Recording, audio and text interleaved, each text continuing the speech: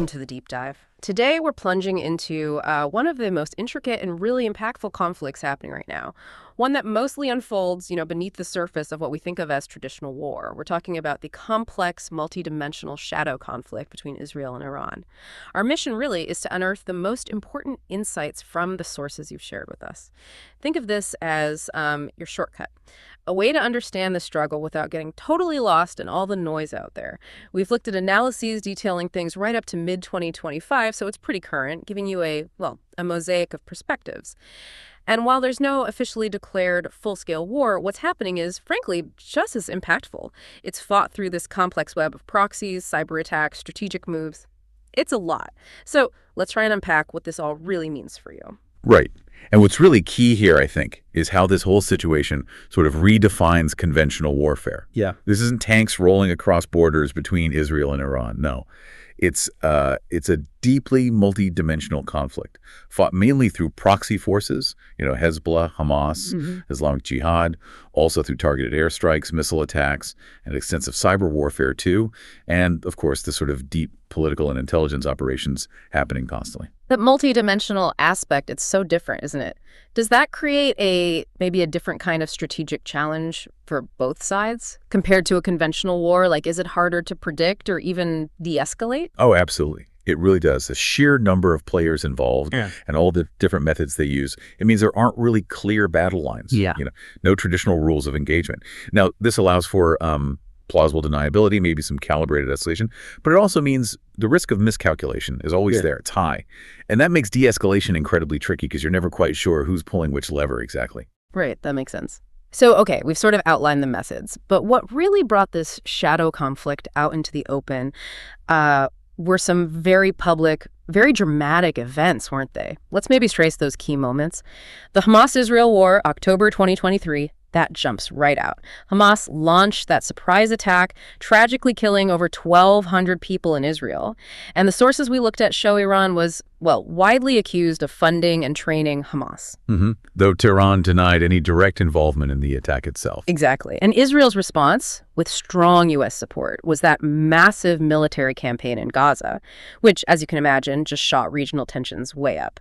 Then, if we look north, you had Iran-backed Hezbollah in Lebanon getting involved. Yeah, firing rockets into northern Israel. And Israel hitting back with airstrikes in southern Lebanon. That fear of a full-scale northern front war, it's been simmering ever since, though it hasn't quite boiled over completely. Not yet, anyway. And then there's Syria. Right, the Syrian theater. Israel's kept hitting Iranian military positions there. Trying to stop weapons getting to Hezbollah. And reportedly, dozens of IRGC personnel, that's Iran's Revolutionary Guard, have been killed in those strikes. Yeah, a direct hit to Iran's sort of forward operating capacity. But maybe the biggest shift, the real headline grabber, was that direct exchange in April 2024.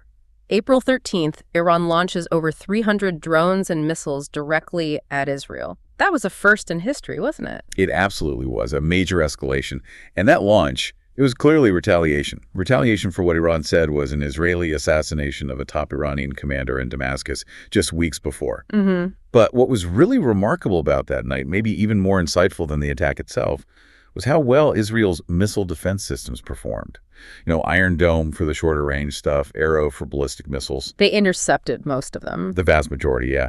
And crucially, with help from the U.S., the UK, and France, it was a very clear demonstration of that integrated multi-layered defense capability. And in response, Israel carried out its own strike, but described as limited, precise. That's right, on an Iranian air defense base near Isfahan, April 19th. Okay. And what's really interesting there is that Iran didn't launch another major retaliation after that Israeli strike. Now, that wasn't just a pause. It seemed like a very calculated decision.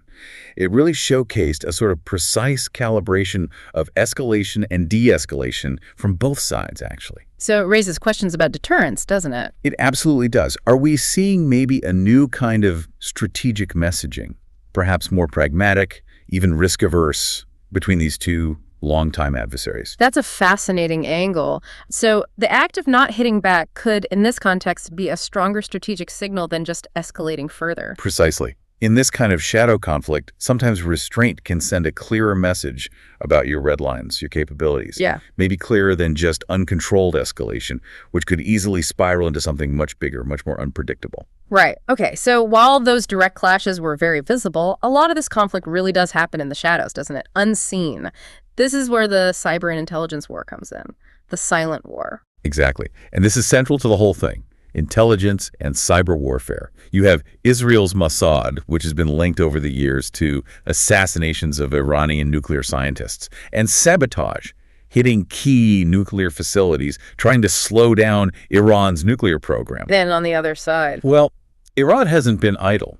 They've launched their own pretty significant cyber attacks, targeting Israeli infrastructure, even water systems at one point. Yeah. Designed to cause disruption, test defenses, maybe sow a bit of chaos. It really is this ongoing silent war. Assassinations, leaks, digital attacks. Yeah, both sides constantly probing, constantly disrupting critical systems. It does make you stop and think, doesn't it? How much of our critical infrastructure everywhere is now potentially part of these invisible battlefields? Absolutely. And the line between military and civilian targets gets incredibly blurry in the cyber domain. It's a real challenge. So, okay, if we compare the two sides directly, their core capabilities, their strategies, how do they actually stack up? What makes their approaches so different? Well, looking at that comparison really helps explain why the conflict takes the form it does.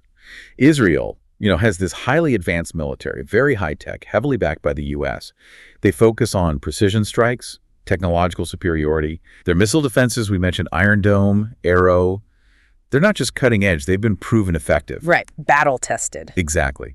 And offensively, systems like the Jericho missiles signal this capacity for long-range, precise strikes, which is key to their deterrence. And Iran. Iran has a very large military, numerically, but a lot of the hardware is older, though they are significantly boosting their naval capabilities. Their missile arsenal, Shahab, Fateh, Karamshar series, may be less precise than Israel's best, but the sheer volume and the regional reach are critical for them. It lets them project power, threaten targets across the region, even without air superiority. So a different kind of threat. Definitely. And their strategy leans heavily on asymmetric warfare, using those proxy forces we talked about, Hezbollah, Houthis, Hamas. That lets them challenge Israel indirectly, project power without needing a direct conventional fight they might not win. Allies are key too, right? It's crucial. Yeah. Israel relies heavily on the U.S., some support from European countries. Iran has Syria, plus that whole network of proxy groups. So you see how each side tailors its strategy to its strengths and weaknesses. That's fundamental to understanding this whole thing. That comparison really highlights the differences. But beyond the obvious military aspects, is there a sort of hidden vulnerability, maybe an unexpected one, that these different approaches create for either side in this shadow war? That's a great question. For Israel, you could say the reliance on high-tech and precision might be a vulnerability if an adversary could, say, overwhelm their defenses with just sheer numbers. Yeah. Or if they can't get the actionable intelligence needed for those precise strikes. For Iran, while that proxy network is definitely a strength, projecting power cheaply, it also means they don't have full direct control. There's always a risk that one of these groups escalates things further than Tehran actually wants, potentially dragging Iran into a direct fight it's trying to avoid. That's tricky. So broadening out, what does all this mean for the wider region and even globally? This conflict isn't happening in a bubble. Not at all. And the involvement of allies or even regional players is huge. The U.S. provides massive military and diplomatic support to Israel. That's clear. Russia and China, they tend to criticize Israeli actions sometimes, but mostly seem to want regional stability, keeping a bit more distance. And the Arab nations. It's complex. Many, like Saudi Arabia and the UAE, definitely oppose Iran's expansionism in the region.